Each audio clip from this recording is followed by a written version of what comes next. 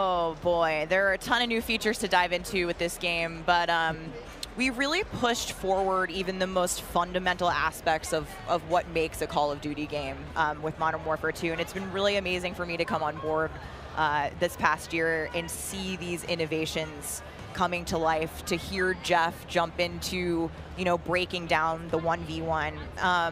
And personally for me, water. Our water, I've seen the memes, we love water. It's really hard to make in games. But the aquatic combat, some of the things you're able to do with vehicles in the water, I think that level of immersion is really going to speak to fans and has been something that I've really enjoyed playing the last couple months. Aquatic combat. Steph loves to swim. Joe, sure can we go into some details about our water-based adventures in MW2? Yeah, I mean, last game we really wanted to add water, and we knew we didn't have time, right? So in Verdansk, we froze the rivers and we made the outskirts just to kill trigger. In this game, as soon as we started Modern Warfare 2, we leaned into water, both visually, beautiful caustics, there's waves with white caps, but we also, the gameplay side, there's unique ballistics underwater. You only can use certain weapons underwater. Your pistol is your weapon underwater, otherwise you can't use your primary weapons. But it's also a nice cover or evasion mechanic. If you're getting shot at, you can dive into the water, and as you get deeper, it gets murkier. Like the farther you are from something, you can't see it. And so it's been super fun for us to dig into water and really flex on what water could be in Call of Duty. And you saw the boats and the mine that floats, and every piece of equipment has been filtered. Like, how does it work through water? Like, we had to look at everything in the game and say, how does it work in water? What's the best version? Our vehicles will just slowly submerge like they really would instead of blinking out. Yeah, everything. A lot of details. The behaviors are awesome. Oh my God! Well, I can't quite wait to literally dip my toes into those waters. But guys, let's not forget about the ground and the air. Like, I mean, what else is going to be coming to the movement system? Joe, what do we got? Well, last game we did mount, and we had slide, and even though we're a military shooter, fluid movement is super important to us. So this game, as you saw in the trailer, you can see here on the video, we have a new ledge hang mechanic, and that's essentially a high mantle. But instead of doing a high mantle and throwing yourself up over into combat, you can now peek. If you have a pistol, you can pull that pistol out and use that. We also added a dive. Last game we had the slide that kept your gun up, but we really wanted players to have an option where if they're getting shot at, they don't know where they're getting shot at, they can get down, get out of fire. But the other really cool thing is the dive's just high enough to let you get through a window. And so if you throw a grenade up into a building's second story, often you'll see players, like rats leaving a ship, diving out through the windows. And it's just another option for players in combat. Yeah, and all of these dynamic movements mean you can interact with vehicles specifically in a very cool way. I'm going to save some of that gas for when we get to Warzone 2.0, but it's really exciting. All right, vehicle details to come. But now, guys, let's talk about equipment. Obviously, Call of Duty, crazy sandbox, a lot of cool toys to play with.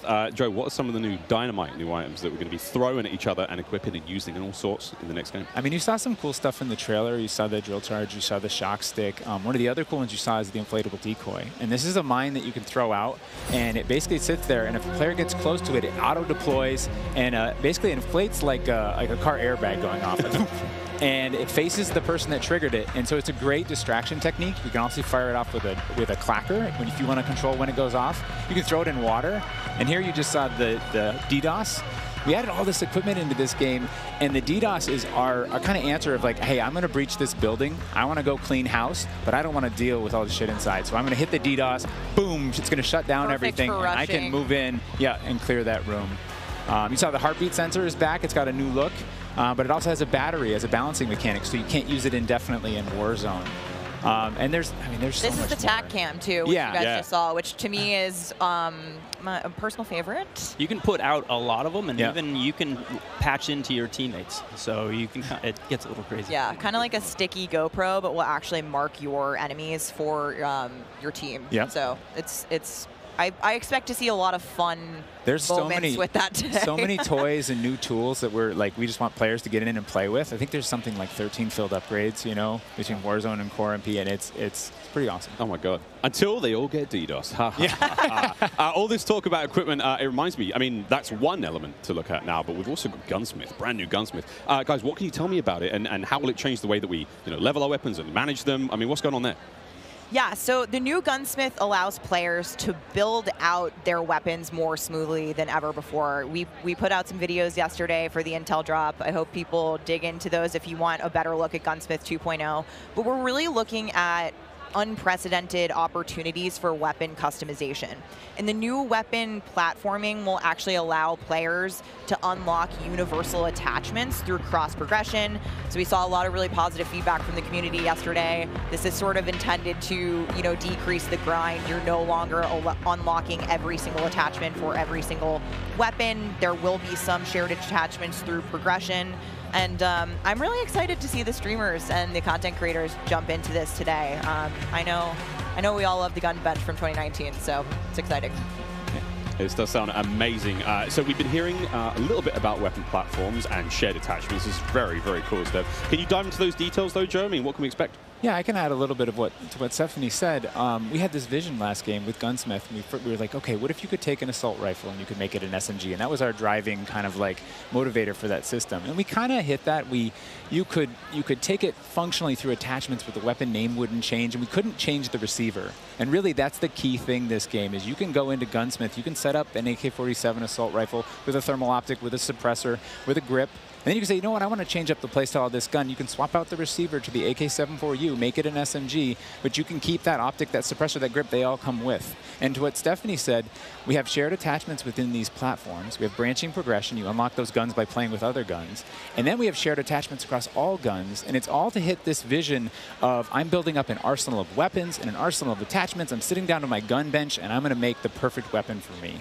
I think maybe the simplest way to think about it is a gun tree, and each time you hit a branch, that's a receiver, and they grow out of that. Yeah. Yeah, and that's we wanted to ground that in reality. Functionally, a receiver is based in that changing the weapon type, and I think it provides a really seamless experience for players looking to build out the perfect weapon for a multitude of play styles. So you're going to be able to jump into that platform and customize however you want for situational combat.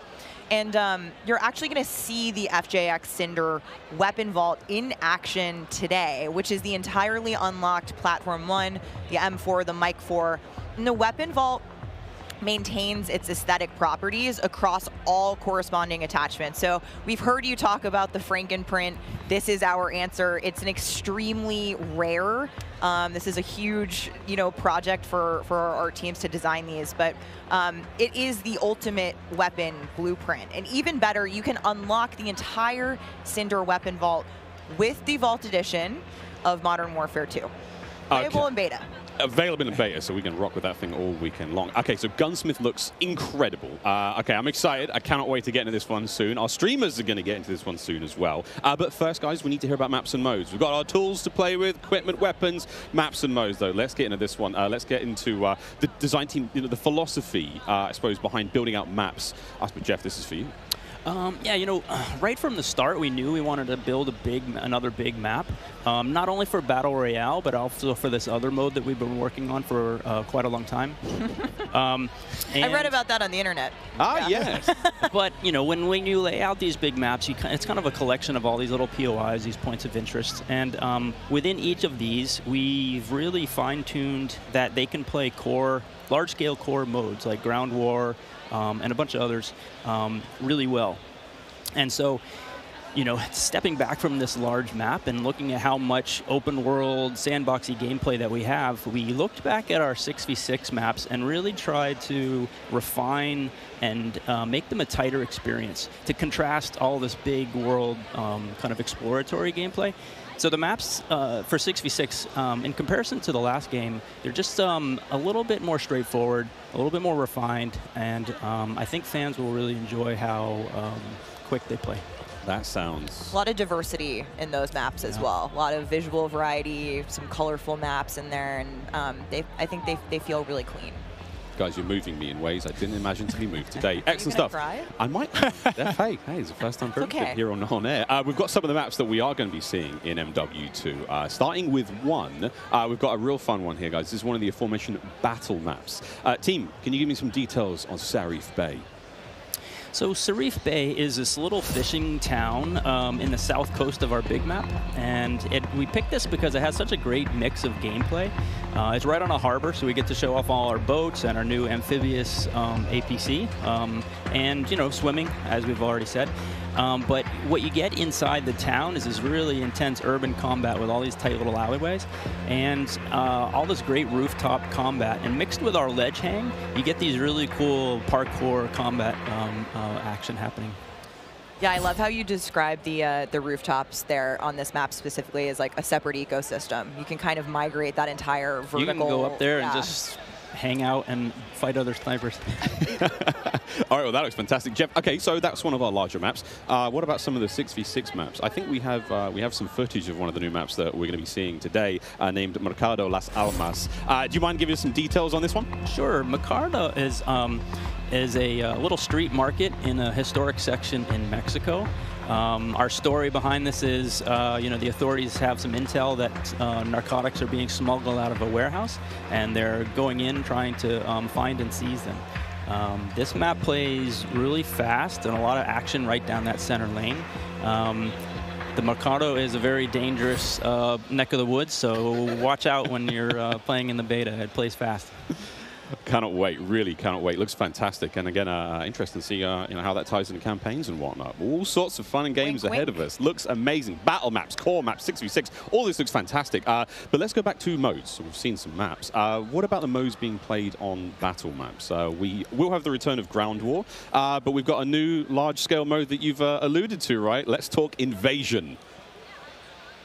So Invasion is it's a big war map. It's Big War TDM, or we affectionately call it the shipment of Ground War. It's 20v20 players, but there's also 20 AI on each team. AI are coming in fast roping. They're coming in on medium birds. And it's this high action mode. It's super fun, but it's also really chill. The announcer's not barking at you. He's not saying like, hey, get to B, you know, they're taking C. You can kind of play it how you want to play it. You sit up on a rooftop and snipe. You can grab a shotgun and go room clearing. If you push too far into the enemy's base, AI will come hunt you. But we've also been really conscious of where we put AI in multiplayer.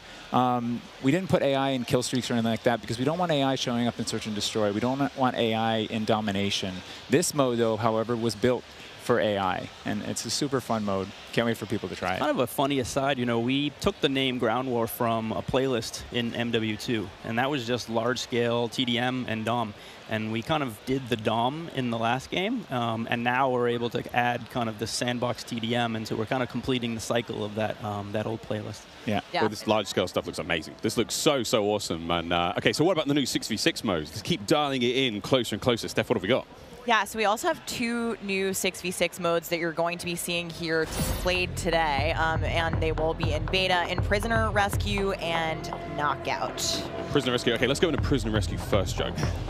So Prisoner Rescue is an attack and defend mode. It's a round-based mode. The defenders have 2 prisoners. They're kind of spread out, and they need to keep hold of them. The goal of the attackers is to get to those prisoners, pick them up, and carry them to exfil. When you pick them up, you enter what's called a wounded carry, where they're up on your shoulders and you can't use your primary weapons. Instead, you have to use a pistol if you brought it, or you're just stuck with fists. But the way that we give the attackers an advantage once they grab that prisoner is they get a radar sweep for their team, so they can call out where the defenders are. And the objective icon over the prisoner goes away as soon as they scoop them up. So now the defenders have to basically rotate back to the exfil and set up defensive positions. And it's this heart-pounding, adrenaline-pushing like mode once you grab that prisoner and try and get them out. Yeah, that hero run to the exfil is definitely you know, big S&D energy in this mode, which resonates with me in my time in esports. So this is my personal favorite of the new ones, and also sort of the strategic revives that happen. There is a revive mechanic, and so you are able to pick up your teammates, and I've seen some pretty wild comebacks in our playtest so far. It was a lot of fun. We got to play a tiny bit yesterday. It was amazing. Incredibly fun, and I know the community is going to love diving into it over the next week. Okay, I can hardly believe that there's actually a lot more content to get through, but there's one more thing I have to bring up. I have the honor of officially announcing that third-person view is finally coming to Modern Warfare 2. What are the details behind this one? We got a little teaser of it on stage from Patro, but what are the details? Yeah, you saw a little hint of it in the trailer, too. It's been a pet project for us, right? We've always wanted to do third-person, and all what we're we're working on all this other stuff, we've been kind of lifting up and doing third person in each mode. And the cool thing is that it's a modifier on our game, right? We can just turn on third person. In the beta, we're playing it in Hardpoint, but we want to try it post-launch in S&D. We want to try it in VR.